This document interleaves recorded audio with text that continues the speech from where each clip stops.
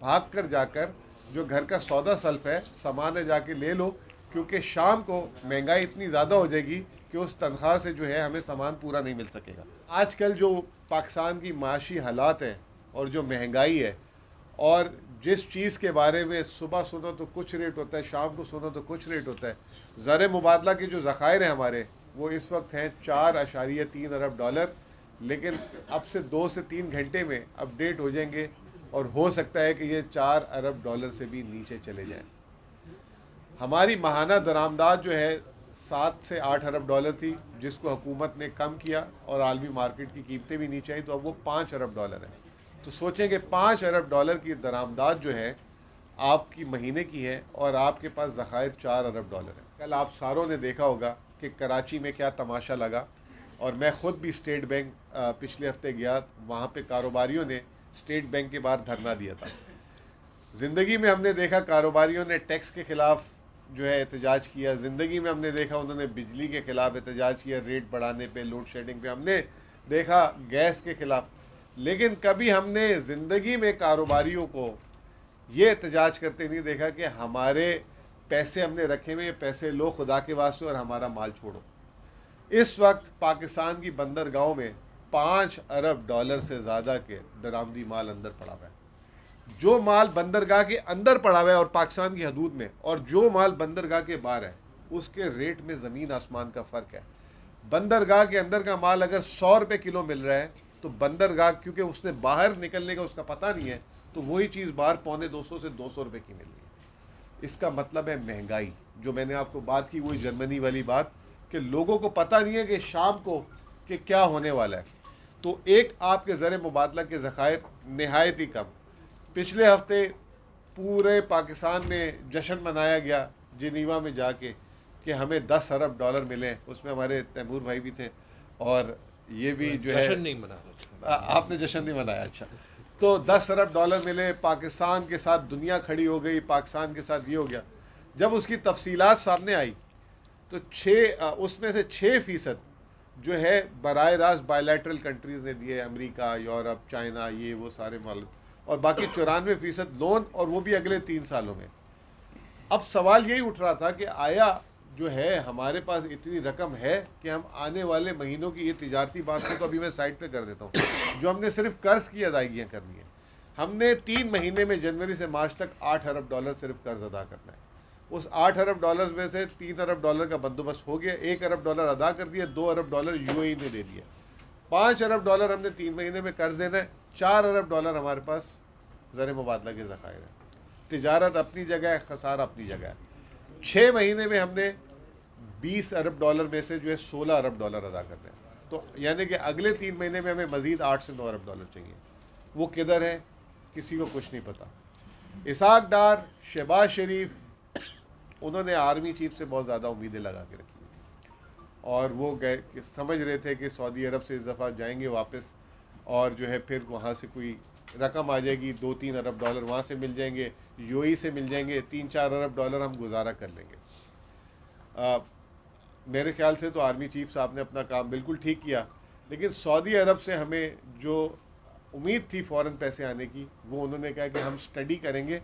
और कल आपने देखा होगा वर्ल्ड इकनॉमिक फोरम डेवोस में सऊदी अरब के वज़ीर ख़ारजा ने जो है एक बात कही है, वज़ीर ख़ारजा थे, ख़ारजा ही थे मेरे ख्याल से, कि अब हमने वो जो हम बराह रास्त पैसे देने का हमारा जो काम था वो हमने ख़त्म कर दिया है, और अब हम जो है, क्योंकि हमने भी, आपको पता है सऊदी अरब में भी टैक्स लग चुका हुआ है, अब आप वहाँ पे सेल्स टैक्स बाकायदा हर चीज़ में वैट देते हैं।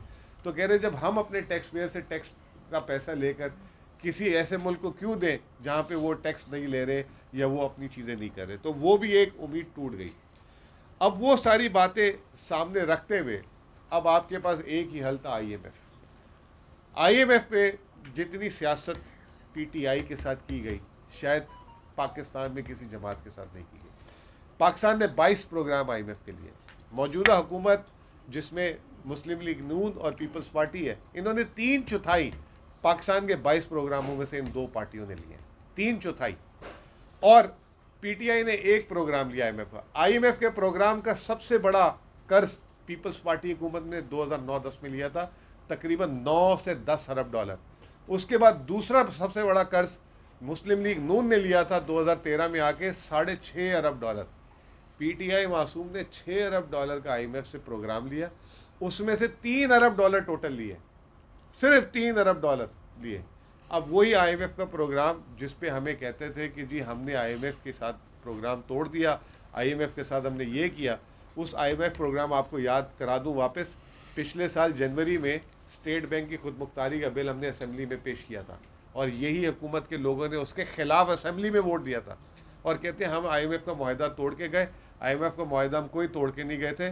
मुआहदा जो है मिफ्ता इस्माइल ने एक तो गलत किया, ये हमारे सूबे के भाई बैठे हुए, पहली दफ़ा बात करूंगा, सूबों को पैसे ना जाएं, सिर्फ 30 रुपये पेट्रोलियम लेवी था, उसको मिफ्ता इस्माइल ने 50 रुपये करवाए वहाँ जाके, क्योंकि पेट्रोलियम लेवी जो पेट्रोल की कीमत में होता है 50 रुपये, वो सूबों को तकसीम नहीं होता कि सूबों को पैसे ना जाएं, तो उसने 50 रुपये पेट्रोलियम लेवी की और सेल्स टैक्स नहीं लगने दिए पेट्रोल पे और 30 की जगह 50 किया।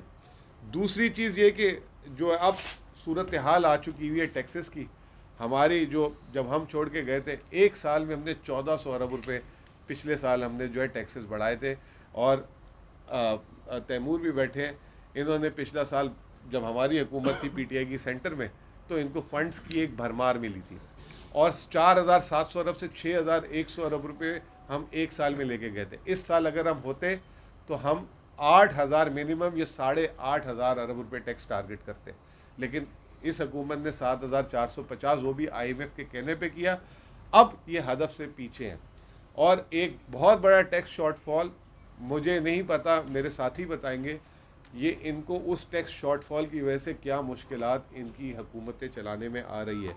मैं बात को अपनी कंक्लूजन की तरफ लेके जाऊंगा कि आईएमएफ अगर हम करने जाते हैं तो अब हमें जो है एक बहुत बड़ा मिनी बजट देना पड़ेगा और पीटीआई की हुकूमत के 4 साल में सिर्फ एक दफ़ा मिनी बजट आए। ये वो इसाक डार है जो साल में 2-2 दफ़ा मिनी बजट पहले भी देते रहते थे। इस मिनी बजट में 200 से 300 अरब रुपए के इजाफी टैक्स लगेंगे। गैस की कीमतें बढ़ने जा रही हैं और कल बांग्लादेश ने बढ़ा दिए, बिजली की कीमतें बढ़ने जा रही हैं, रुपए की कदर जो है 229 रुपये आज ऑफिशियल रेट है, ओपन मार्केट का पता नहीं क्या रेट है, 260 है, 70 है, 80 है, क्या है, वो एक अलग होने जा रहा है। और पहली दफ़ा जैसे मैंने आपको कहा कि महंगाई तो पिछले 9 महीने से एक मसला चल रहा था इस मुल्क का, अब जो दूसरा मसला चलेगा वो चलेगा कारोबारी बेरोज़गार हो जाएगा। पाकिस्तान के 75 साल के जितने बुरे जिसे कहते हैं ना माशी अहदाफ है इस साल होंगे। नंबर 1 हमारी मनफी ग्रोथ होगी। अभी जो कारखाने का नंबर आया है 5% नवंबर में हमारी ग्रोथ गिरी है कारखाने की। ज़रात आपके सामने सैलाब के बाद उसकी क्या हालत हो गई है। तो 75 साल का बदतरीन रिकॉर्ड हमारा जो है ग्रोथ का टूटेगा। 75 साल का हमने जो है महंगाई का रिकॉर्ड तोड़ने जा रहे हैं। हफीज़ पाशा ने कहा 35 से 50% महंगाई होगी, अभी 24% है, 35 से 50%। ये भी हुकूमत ने छुपाया हुआ है, ये बताएंगे अभी। आटे का रेट आप लोगों को पता है आटा कितने का मिल रहा है, हुकूमत आदाद इदारा शुमारियात दिखा रहा है 65 रुपये किलो आटा। अगर वही मार्केट का रेट डाल दे तो महंगाई आपको 40% से ऊपर होगी।